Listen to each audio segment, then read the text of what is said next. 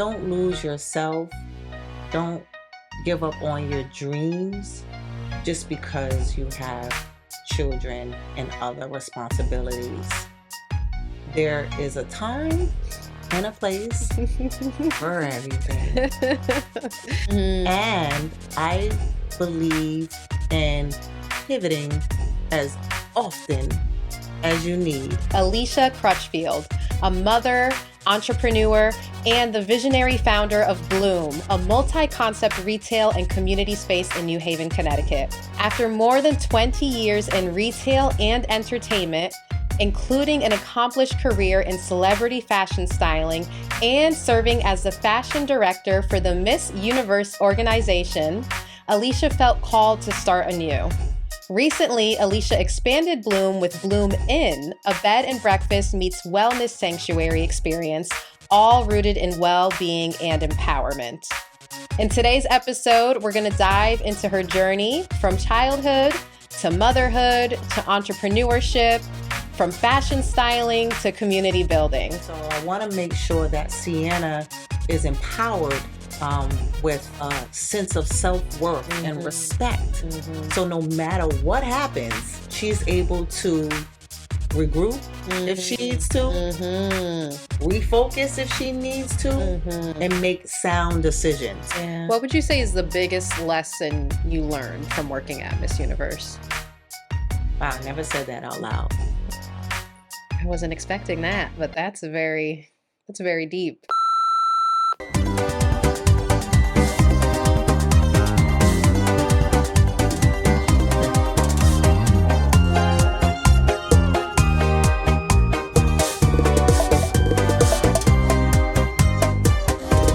So, Miss Alisha, welcome so much to the Mindshift Mami Show. Thank you. It is a delight to be here with you, Jasree. Okay, so we're going to get right into the conversation. Can you tell us a little bit about your upbringing and how you were as a child growing up?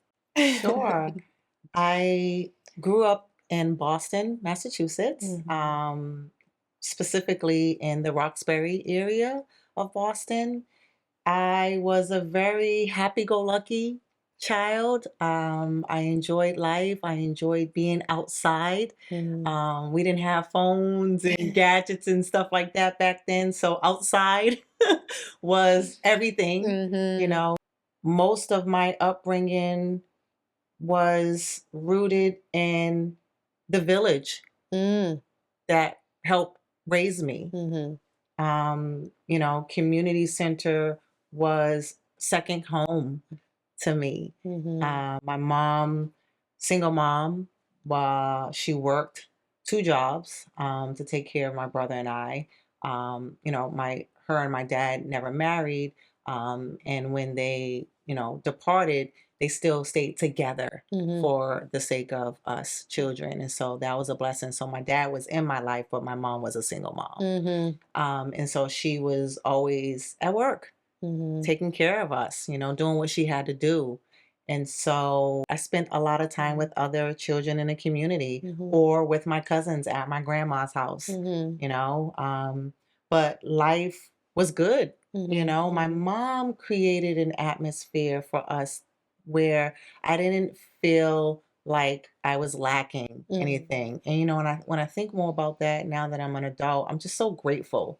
You know, we lived in a low income area. I saw a lot of different bad things, you know, not just in the community, but even within my family. You know, I don't speak about this a lot, but I used to say it growing up a lot, and I had to stop because it wasn't helpful for my mindset. But I had seen more death in my own family before the age of 15. You know, aunts and uncles who struggled with drug addiction, among other things, and they passed, you know, cousins, etc. I thought by saying that out loud as a child, like, it gave me the strength, right? And also people would understand where I was coming from, because I was a very sort of strong-willed bull. Like, I did not want to be a product of that environment. And so I was always, you know, excited about the world outside of the community I lived in. And so I spent a lot of time out and about, and my mom would be concerned because, of course, she wants us to go to school, get a good education, and get a good job Yep, and be yep. okay, right? Like what she was doing, she was Mhm. administrative assistant, Mhm. and then she also did hair on the side, Mhm. that was it. Like, okay, work, make the money, take care of my children, make sure I can pay the bills. And that was what she could do within her Mhm. capacity at the Mhm. time. But I just knew that there was more. Mm. Some of the things, the values that I learned from my mom were Mhm. actually unspoken. Mm. Like she worked very hard. My mom Mhm. was a worker, and I think that's where I get it from too. So it was good and bad, but she Mhm. was a worker. Mhm. But she carved out time for us when she could. But that unspoken, mindset and value she instilled in me was to work hard to be able to Mhm. provide for yourself and your family. She never Yes. talked about it, Mhm. right? Because Mhm. she knew, and I think she felt guilty about it. Mhm. And I think she could sense that we missed our mom. Mm. But on the flip side, we also had the community and we Yes. had family who took care of us, Mhm. so Mhm. that helped. Yeah. But I started working at 12. Oh, My first job wow. was at 12 years old because I wanted to work. I wanted to make money. I wanted to be like my mom, right?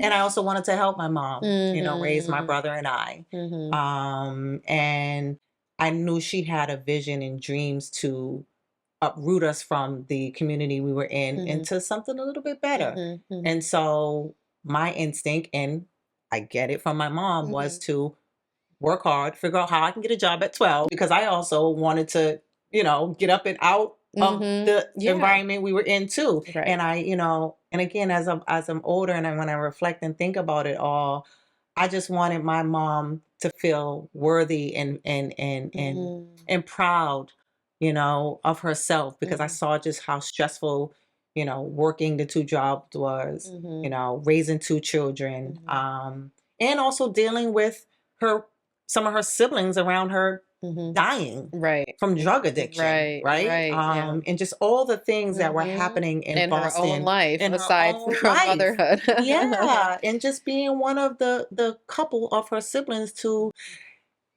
have gotten out and away from that, right? Mhm. And so my first job was at Brigham and Women's Hospital in their gift shop. Okay. Really? And it's crazy how it's come full circle, right? Like I Yes, so own you're a doing flower gift shop retail. right now. Isn't it crazy? And I never thought I'd go back My into dealing with gosh. flowers or in I a did gift shop. not even put that No, together. What were shop. you doing in there? I was ringing out customers, Okay. stocking the Yeah. candy, and I was assisting the florist. It's a small gift shop and it's still there. Oh And my I get so sentimental every time I go gosh, back and I of try to visit as course. often as possible. Mhm. Full circle. I worked there Mhm. until it was time to go to college, UMass Amherst. Oh, wow. Yeah, So so you I were there for was there for a few years. Well, it was yeah. between there and then when I was old enough. So the hospital, wasn't Mhm. really supposed to be there 13, but they had us doing like little almost it was almost like an internship. It was like Mhm, apprentice, but mhm. until I was able to actually, apply, reapply, and actually Sure. be a part-time and Employee. student employee. But I Mhm. also worked at Calumet Market, which was around the corner Okay. from the hospital. I lived in the area, so I Mhm. also worked at the supermarket when I was old enough. So that Mhm. was like 16. Okay. So again, So 2 following my mom, jobs following my before mom, college. two Mhm. jobs Mhm. before college, Mhm. and it inspired other children in my community. Like I will say that, and I say that with gratitude that I was able to encourage the other young children in the community. Come on, let's go get a job, or I have Mhm. a job here. Let me Mhm. see if I can help you get a job. Mhm. Like, and I've Mhm. always been like that when it comes to like helping other people. Mhm. I've always been like that, and Mhm. and I reflect on that. I was reflecting on this conversation with you, and Mhm. thinking about who I am now and who I was as a child, and how the things that really moved me, the things that inspired me and Mhm. empowered me, really is rooted in service and Mm. serving and supporting other people. I've always been like that. Mhm. I really have. Like I enjoy helping other people. Mhm. You know, so much so that as a child, I was bringing my kids along, talking about, well, I'll get you a job, we'll figure it out. You know, I wasn't able to for the most part, but, you know, I was able to get a couple kids Yeah, a you job were at the trying. hospital. I was trying, you know, because I wanted to see others around me thrive as well. So even at that young age, you know, I remember my mom saying, or my mom would tell me often, she said, Alicia, you're such a sweet girl. You've always just been willing to help. Even as a child at 1, 2 years old, you would take your cousin T and you would have a plate of food or chips or something. You would want to feed them and you would want to help. And so it's just rooted in my Absolutely. DNA, right? Absolutely. Service to Yeah, others. that's beautiful. Thank you for sharing Hmm. that. We kind of started touching onto this because I wanted to ask you about the values and traditions from your childhood that you're bringing into your own parenting. You have a daughter, Sienna, who's 8 Hmm. years old. Hmm. What else from your childhood and things from your mom that you appreciated that you're like intentionally bringing forward into your own parenting journey? You know, the respect for ourselves first and Mm, foremost, mm, right? mhm, I saw my mom go through a lot, but she always had this air and this respect for herself. And so that taught me to have respect for myself, mhm, my ideas, mm, but also to respect the journey. Not everything is going to go my way, mhm, and not everything is going to be perfect or mhm, happy or joyful. mhm, You know, there's going to be pain, there's going to be bumps in the road, but to always respect myself and respect who I am, and respect my values. mhm. And so that's something that I am instilling in Sienna at 8. I'm trying not to be overbearing. I think I get that from mom too, just that sternness because I'm terrified for our children. I Mm, really am. mm, Just with the way this world is mhm, right now, and then all the technology, the gadgets, and social media, and just all the delusion, and I'm scared. And so I want to make sure that Sienna is empowered with power, yeah. a sense of self-worth and Mhm, respect. mhm, So no matter what happens, she's able to regroup if she mhm, needs to, mhm, refocus if she needs to, mhm. and make sound decisions. Absolutely. And that is something my mother instilled in me. How do you do that? How do you practically teach that to a child? Where I see behavior, her behavior, um, that warrants me to teach her in Okay. that moment. Okay. It could be talking back. She's starting to talk back a little Mhm, bit. mhm. And I had to Just stop at 8? Oh, you're so just lucky. well, let's say, oh Says someone with a goodness, yes. And 4-year-old. it's not even like really talking back. It's like because she was a Right, it's teenager a a little bit, yeah, right? it's just their But it's their there. But response. and I had to stop like blaming it on her environment. Like, Mhm. my mom, other people just like, Alicia, once she goes onto the world, you can't blame other kids or her environment. I'm like, she's bringing all this crazy behavior from school Yep, and cousins, right and cousins. And I'm other just like, I don't like it. I don't like it. And I had Yeah. to stop being like that because Mhm. that's just not how the It's world true. is. It's gonna So happen, it's yeah. gonna happen. So what I do Mhm. is in those moments, Mhm. I don't just scold her because Okay. she gets disciplined. Mhm. You got, in my opinion, and I'm with the old ways. You discipline the child, Mhm. and you with tone, Mhm. right? Like Mhm. I'll have tone and be Right. rubbing your back, but you are going to be disciplined, Uh-huh. right? Mhm. That's just my way, Mhm. and what I've taken from my upbringing. But Mhm. I discipline her in the moments where her behavior is going a little awry. Mhm. Um, and then I teach her, Mhm. I try to talk with her in a way that she understands. And then if it is a bit too mature for her, Mhm. I find something online. Since Yeah. our kids are all on these tablets, I Yeah. find something online that might help. Okay. Mhm. There's a lot of resources, a lot Yeah. of young mentors, a lot of young fun outlets Mhm. in the Mhm. digital world. Mhm. And so, because she's going to be on her tablet anyway, and me taking her tablet away, punishing her is not, I just don't believe in that. So, Right. if she's going to be on her tablet, let me find something for her to indulge in and learn Gotcha. from. That's great. So that's how I teach her. I teach Mhm. her really in the moments because I think it's again, in my opinion, it's a lot to try to like just pour it all on a child, right? Trying to discipline them, you're giving them all this information. It's just overload. That's so true. Yeah. So I just kind of wait until the behaviors occur, and then teach her that way. It's like her leaving trash at the kitchen table, right? Hey, Santa, come get your, and it's just repetitive, repeating it. Honey, get your plate, bring it to the kitchen, wash it off. Or her skipping and falling flat on her face and scraping her chin. You know what I mean? And howling and crying, well, I told you to tie your shoe 4 times. Life experience. So I mean, that's how I teach her, is in the moments. Because then she really hears it. Yeah. So I want to talk a little bit more about motherhood and parenting. What is a way that you ensure your daughter feels seen and heard and loved by you? I try to spend more time with her, look up, pay attention. Again, something my mom just didn't have the capacity or time to do. So I'm very, very cognizant of that and how it felt for me growing up. And so because I am a businesswoman who likes to work, I love what I do. I really do. I love what I do at Bloom and in other areas in my career, because it's just not business to me. It's personal.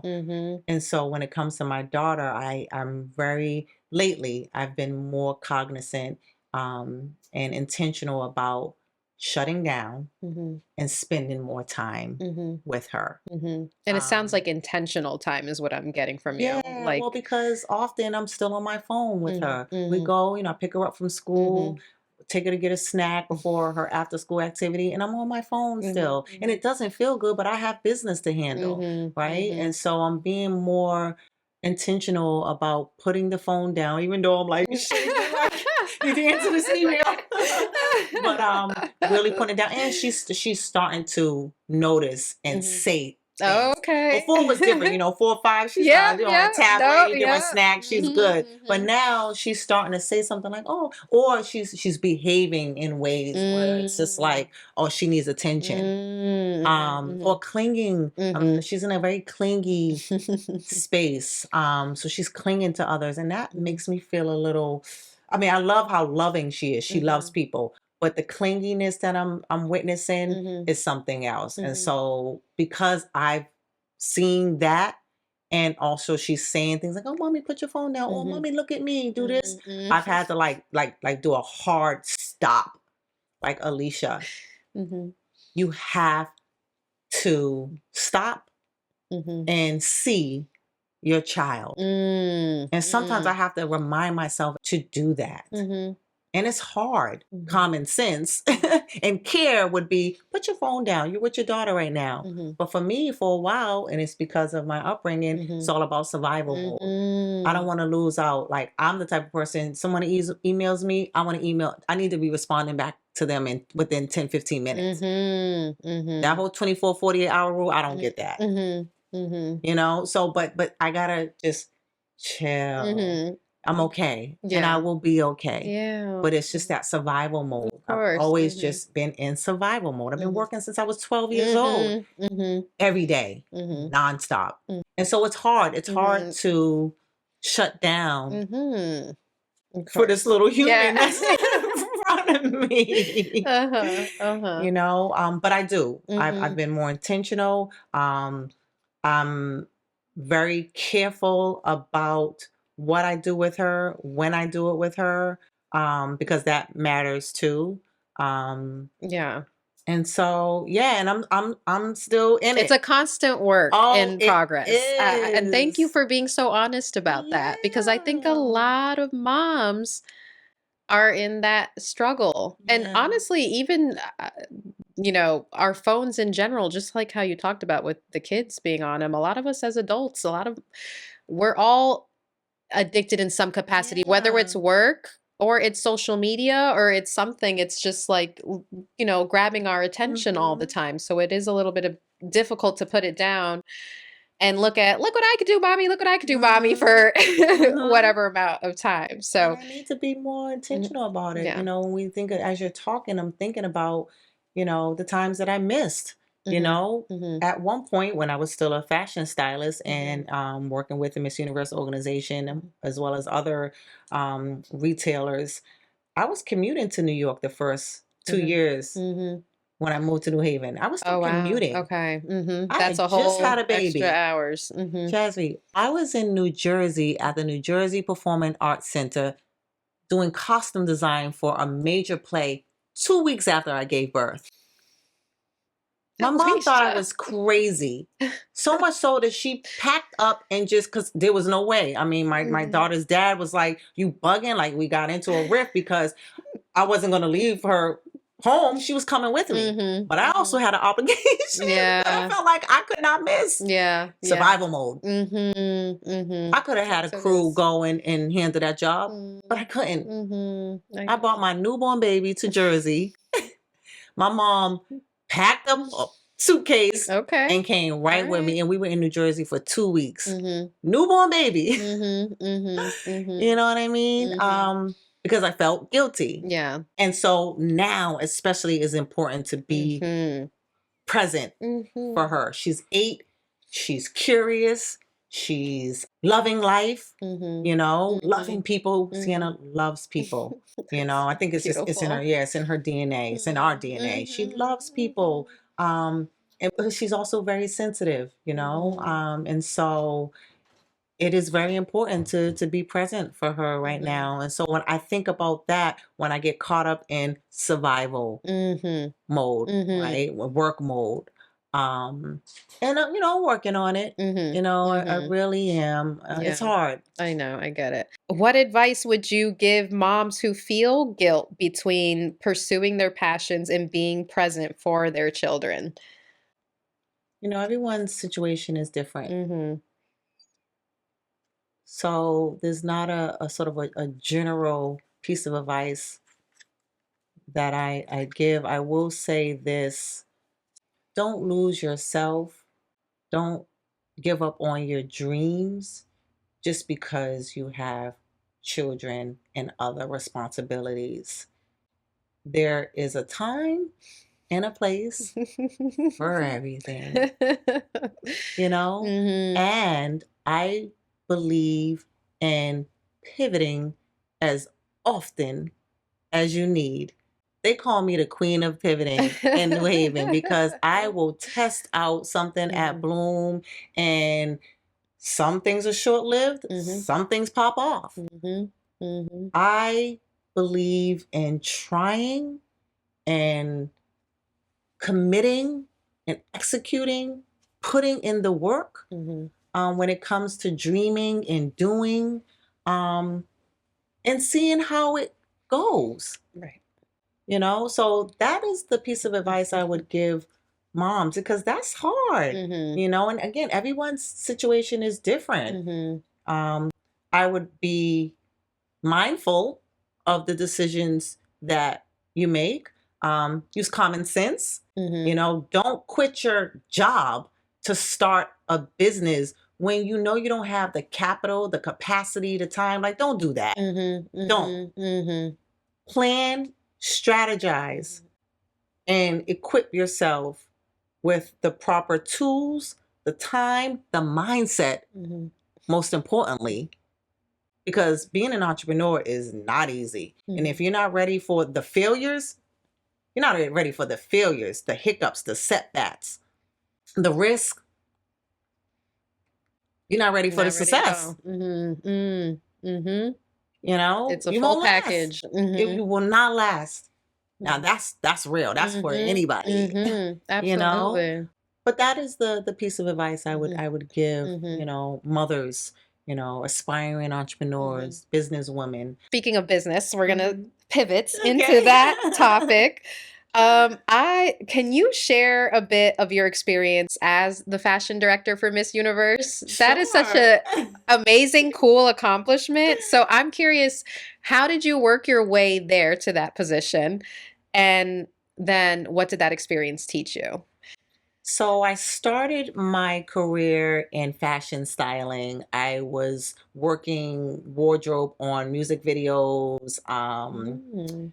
fashion productions, Mhm. etc. And during that time, I just would connect, network with other photographers, other creatives, other stylists. And so I just started forming relationships with different people along the way. And that led to other opportunities. And Mhm. so eventually I went from being a fashion stylist for musicians. Mhm. So like, Ariana Grande, Kanye West, Oh my Ludacris, God. actresses, Vanessa Williams, Bette I wasn't Midler. gonna ask for the name drop, so okay, I I'm mean, I glad you work with did. a You little better bit. talk your ish.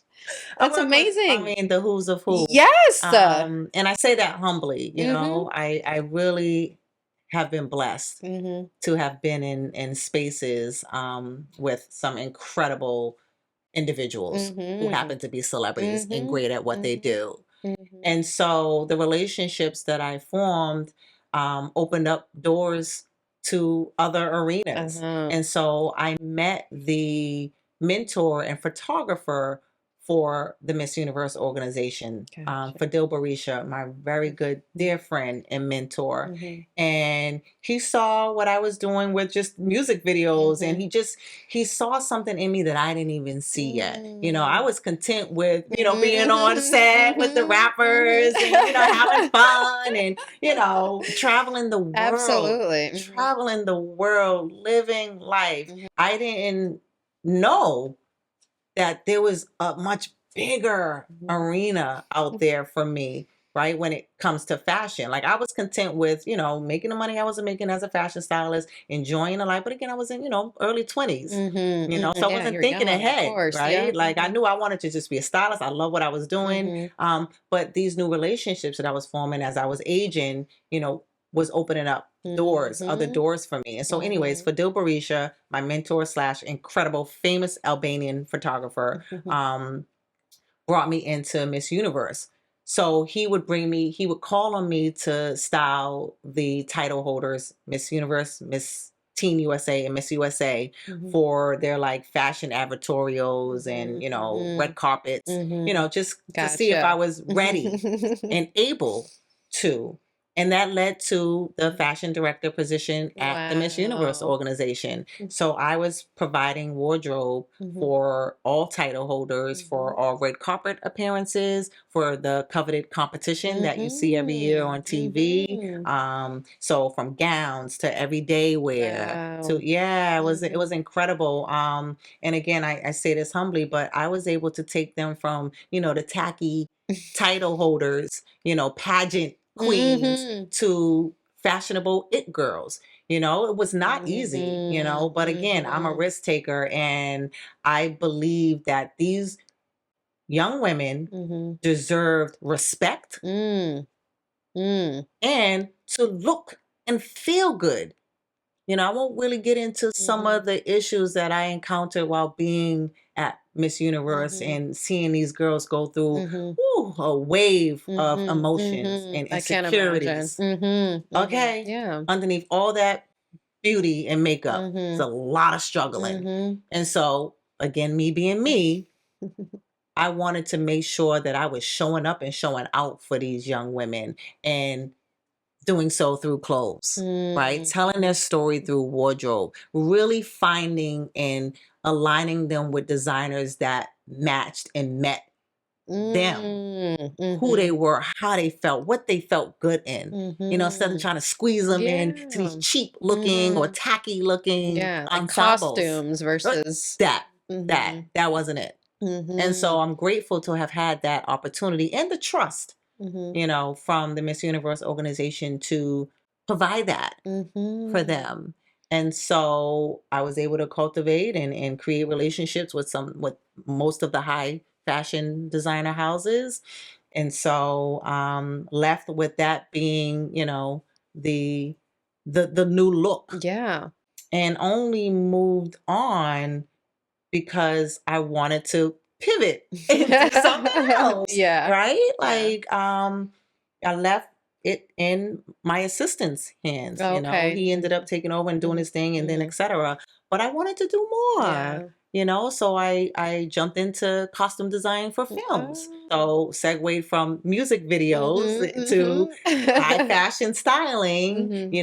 Now I'm dipping and dabbing in film costume design, So, visual merchandising. okay. What's 'Cause visual so merchandising? visual merchandising is styling the mannequins Okay.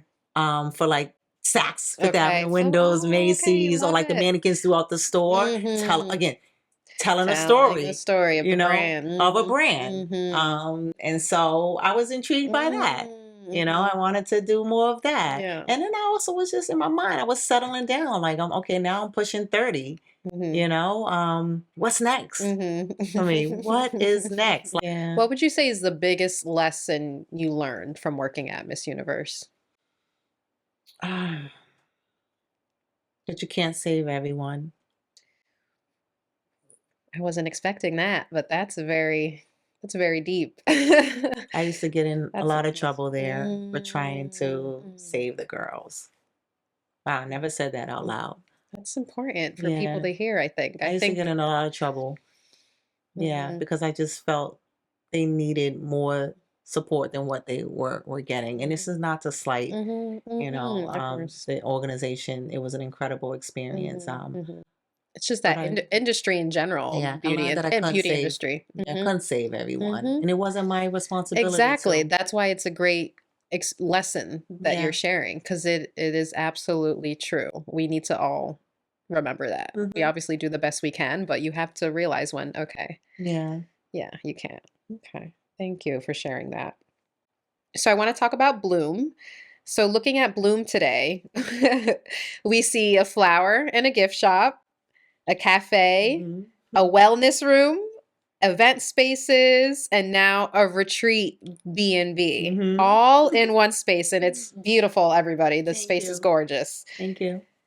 I'm sure even for yourself, when you first, before you started Bloom, you couldn't have imagined where it is today. Am I correct in that assumption? You are correct. So I think it's important for women entrepreneurs and mothers who are interested in starting businesses to see everything and admire it, but understand what it took to get there. And primarily, I'm curious, can you recall what was the very first step, like the very first baby step that you took to start your journey with Bloom? Can you remember Yeah. what it The was? very first step was believing that I could do it.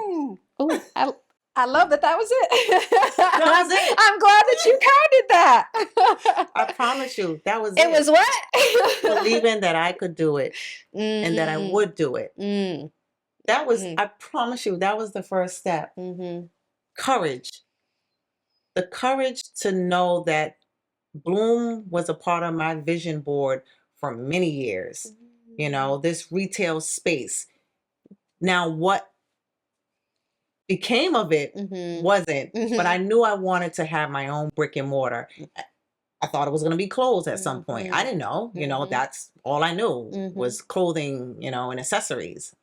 Um, but Bloom was a part of my vision board for many, many years. And so when it was time to pivot from New York entirely, Mhm. not just the career Okay. in New York, but just New York entirely, it was Mhm. time to plant, truly plant myself in New Haven, not just sprinkle the seeds, water it, it was really time to plant myself in New Haven. And so pandemic hit, and I think for me it was just a blessing, Mm, because had that not happened, I probably would still be commuting to New York. mm, I probably mm, would. mm, Um and or trying to still do that and run mhm. a brick and mortar, which I would have been burnt out.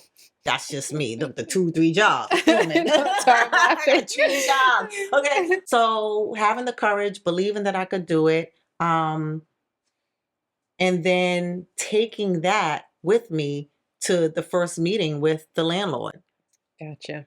Mhm. and saying, hey, I have this concept. This is what I'm thinking. Your space is here. It's available. How can I make it mine? Mm, And care for it. mhm. because the building where Bloom is, it's a beautiful 1920s two-door home. Incredible. He had housed a lot of office space in it, you know, cubicles, you know, drop ceilings. It was crappy inside. You know, the exterior was quaint, you know. But I said to him, how can I, you know, make this my own space and care for it? And so he originally declined. You know, he was used to, you know, the doctors, the attorneys, who would be able to pay their rent every month, like an you know for entrepreneur. sure. Like, Yeah. yeah. So, and he kind of said it to me, little snot. I love my landlord. At least he's being honest, right, like just straightforward. He's like an entrepreneur, because it's a big space, and I think just my passion, not even my passion, the courage that was just jumping off of my skin that day, and the couple of days I kept going back to him. You know, I was persistent. You know, I live right up the road, so I would go like every other day, and I'm like, "You sure, Paul?" And it forced me, because see how I did it was I just was confident and courageous that I'm gonna get this. He hasn't had anyone in the space. Pandemic is still like sort of lingering. Okay. No one's been in the space for almost 2 years. He needs me. So I went like that. I didn't have a business plan. I just had a check. I had just completed a costume design for a movie in Miami. And so that money, on top of including some of my savings, I was ready to go. I had a check ready to go, because I mean, he had what the rent was. So I came ready to go with confidence and capital. Wow. And he was like, that's not enough. And so I was persistent. And so I think I know, because he told me, he felt like I could do it. He didn't understand it. He still doesn't really understand what we're doing. That's okay. But he believed in me. Because you believed in yourself. Yeah, because I believed in myself. And he called me back and he said, all right, Alisha, it's yours. And so I came back with them 2 checks, you know, deposit, rent, and still didn't really know what I was going to do in the space, Jasree. Like it's about 2,500 square feet of space, indoor and outdoor. And as I said, it was crappy inside. I mean, the ceilings were like down to here. Oh my goodness. Oh, low ceilings, blinds, you know, ratty. It was just not maintained, you know. It wasn't until I opened up the space, like, you know, I got support from, you know, some of my peers. We came in, we ripped down the drop ceiling, and it's just like the ceilings went so high up, and it's just like all this space. Yes. So I'm like, how can I help? Again, how can I help other people? I got this big space. I can't do this alone. And so I'll hire a florist, gift shop. Oh yeah, so much talent out here. I'll fill the space with locally made art. Beautiful. And products. Oh my goodness, more space. Okay, this will be the lounge, right? This can be where people come and fellowship or host workshops. Community center. Again, I wasn't even thinking about the community centers I grew up in, right? It just was innate. It was natural for me to create this space that would feel good and make people feel good when they entered. Again, we're coming off of a nasty, deadly pandemic. And again, me being the happy-go-lucky, like I refuse to dwell and wallow in that. Even though I have people around me pass, you know, you see all the death happening. Like how can I help me, my family, and my community get through this despair? Create a space that's going to allow them to come out and into and feel safe and seen. And so I did it, tested it out, and so far so good. But then, as you know, time has gone by, I was able to acquire more space. So that's how the cafe came to be. Created a program called Small Business Residency Program, where I partner with aspiring coffee shop owners or established baristas who want to rent space and run their own cafe. So that's always been the goal at Bloom, like from everything from the flower shop to the gift shop to the cafe to the event spaces, creating job opportunities for individuals, but also opportunities for them to dream, for them to test and try. Test and try. That's the whole point of the residency program in a cafe. You might not want to do this. And a couple didn't. They said, oh no, it's not going to work. But that's the whole point. Yes. To not waste years. To not waste years, even with the products we carry at Bloom. I'm always encouraging individuals who are teetering on or want to get into creating and they have this idea for a product line. Try it out. Test it at Bloom. See how it goes. So over the last 3.5 years, as I've just acquired more space within the building, I've been able to expand. And so that's how BLOOMInn came about. And that was which I love that name, by the way. Yes. INN, I-N-N, Yes. but it's like BLOOMInn. Thank you, So you good. get it. Are you Yes. kidding? It's so creative. I love it. And so get this, that concept, another thing on my vision board from years ago. Really? An I inn? always wanted to like operate like this cute little boutique hotel of some sort, right? Like I don't know where the idea came from. I just like luxury in many different forms and ways. But I like, from my traveling, I just love hotels, like a nice hotel, you know, the art, the architecture, Experience. the experience. And so I never thought that I actually, you know, do something like that, but it was on my vision board. Wow. And You know what you're also sharing What? for advice for business women, I think, which is important? Make a vision board. Oh, yeah. Have you done vision boards all your life? Or You know, that's a good question. I have, before I knew what they were.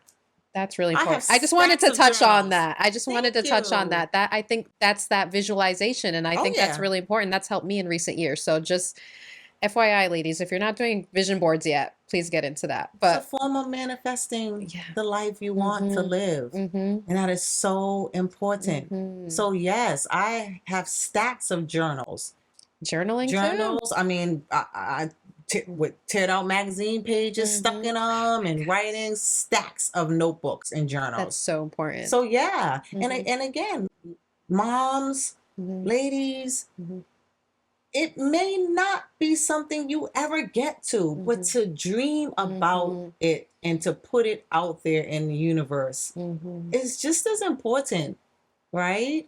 Just to let it out. You know, it might come in a form of another, you know, way, you know, it might become in a form of a hobby, or it might, you know, seep into your children's aura, you know, or, you know, and you be a part of it in a way, by way of guiding them on the idea. I don't know. There's just, I believe in at least expressing the things we think and dream about, you know, because it will lead to something good. You know, of course I had to like tweak it a bit, you know, it's not a hotel, you know, but it's still, the concept is still the idea. It's still, you had a general idea of what you wanted to do, what you wanted to accomplish, like what your dream, what would be fun to do. Wouldn't this be great for this desire? Here is my desire.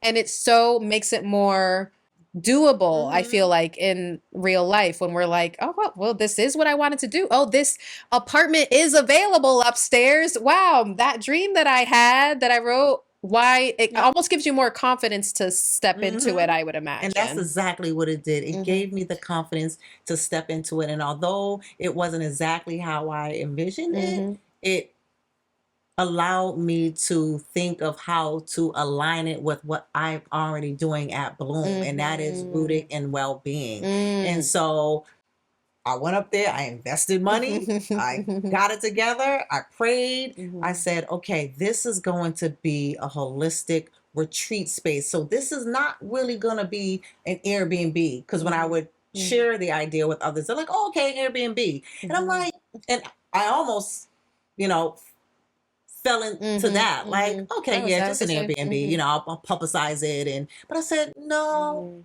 that's not intentional. That's not what this space is. This is really going to be for folk who truly want to retreat. And so it could be a day retreat, an hour retreat, an overnight retreat. And so I led with that. And so I created the brand and put it out there. and it wasn't even completely done yet, right? Like I'm still tweaking and fine tuning, Another but I great put it tip. out there. And then what happens?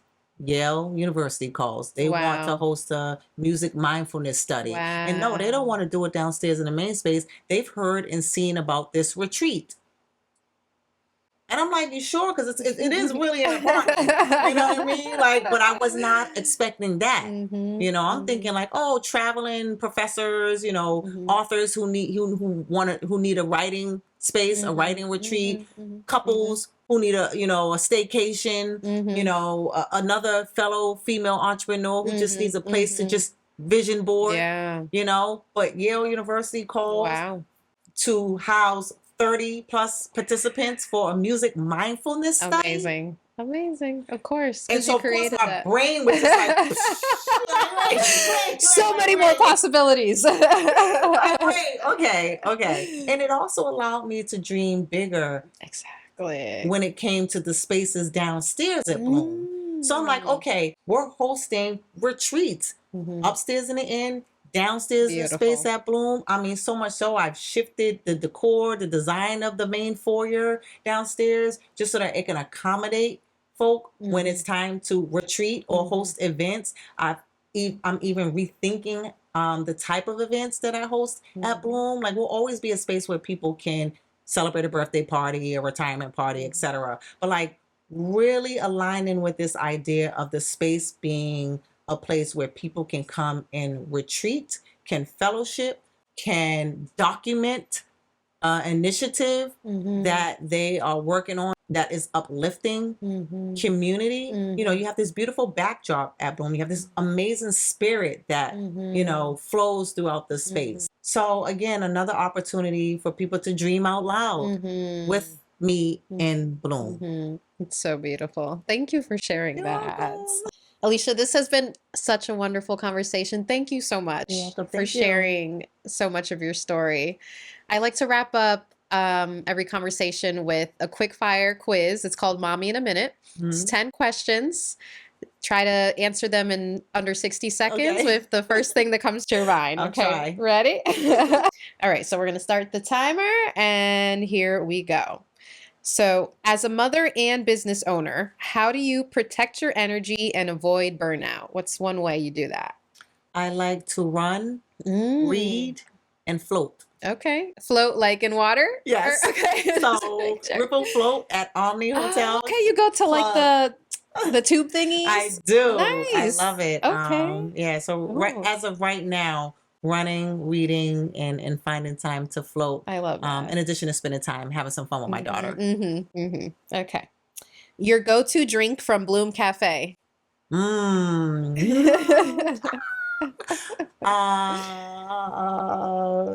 So many. I do love a chai latte. Oh, yes. And I was never a big matcha fan. Okay. But one of my baristas, Alejandra, makes the best lavender matcha. So. Ooh, lavender. Okay. One thing you wish you knew before starting your business that you would tell other women? I wish I knew how much time it was going to take to invest in brick and mortar. You know, I will say that I've never, you know, operated a brick and mortar. And so I just knew and thought that I'd be able to hire staff and, you know, everybody would get along and everything would go good and everything would be on point. And that's just not the case. You know, it's a part of the journey, you know, the ebb and flows of, you know, capacity, team building, capital, you know, etc. So I just wish I knew more about that space so that I was not as stressed about when you win through the ebbs and flows. So telling them to have that expectation. Don't think it's going to be all happy-go-lucky. You're going to have ebbs and flows. Even when you think you have it all figured out, you got, you know, you got what you need to get started. You got the mindset. You know, you're good. You're confident. So much that I needed to learn. Yeah. Okay. Something that brings you joy about this current stage of your daughter's life? I just love how happy she is and how much she loves people and how giving and supportive she is. Beautiful. If you could create a school for parents, what's one class that would be mandatory? Just from Self-care. self-care. Ooh, I love Yeah, that. self-care and starting with mind, Mm-hmm. heart, Mm-hmm. and the feet we stand on. Down to the feet we stand Yes, on, right? From absolutely. top to bottom. Mm-hmm. Self-care, I love that. internally and exterior. That's like a foundational Mm-hmm. class for sure. Mm-hmm. What do you think, in your opinion, is the main thing holding people back from achieving their dreams? Fear Fear. and lack of support. Mm-hmm. Fear Mm-hmm. Mm-hmm. and lack of support. Mm-hmm. I just talked about that recently as we were promoting Black Wall Street and how important it is for community to support individuals who are taking the leap into entrepreneurship. You know, multiple streams of support matter. It really, That's really so true. does. You know, the monetary support is vital, but the community support is just as important. Yeah. Mm-hmm. Okay, a screenshot of your dream vacation. Where are you and what are you doing? Somewhere on a beach. I love the ocean. Yeah. I really do. So that can be anywhere. And I've been blessed and lucky to have traveled the world. So I've been in some incredible places. So there's not just one place. Yeah. You're just a happy girl on a beach Yeah, or just a near your happy girl water. on a beach, and I would love to be there with a special someone. Yeah, absolutely. Beautiful. Your favorite fashion accessory to complete a look? So more so like, I was thinking like, is it a good shoe? Is it a good purse? Is it like, do you have a favorite accessory? I like a good watch. Ooh, okay. I like to yes. have a nice, And look at your pretty watch too. I love the rose gold. Yeah. Ooh. Also, so I can tell time. Yeah. Make sure I'm on point. But yeah, you know, in this stage of life, you know, my jewelry is minimal.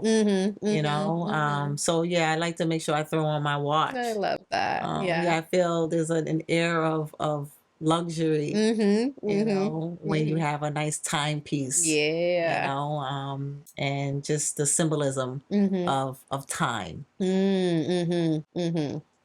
Very nice.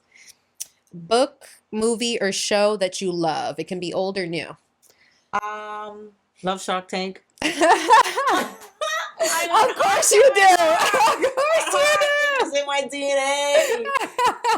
So That's Shark great. Tank, I love, you know, Martin. Like I love those old funny sitcoms. Yeah, anything that's going to increase my business acumen and also make me laugh. Yeah, perfect combination you got right there. Shark Tank and Martin. And finally, the best piece of parenting advice you've heard, whether someone gave it to you personally, like another mother, or you just heard it in the stratosphere and you're like, oh. Well, you've also reminded me of this, and it's being present for my daughter. That's the best piece of advice I've received, and excuse me, will need to be reminded. Of course, all of us. So hold me accountable. It's a everyday thing, but absolutely, those little moments, be present. Love that. Alisha, I want to thank you so much, my dear, for being here with me today, for again sharing your beautiful story, for sharing a bit about your childhood and everything that helped make the beautiful woman that you are here today. Thank you for sharing your light through your business, through yourself.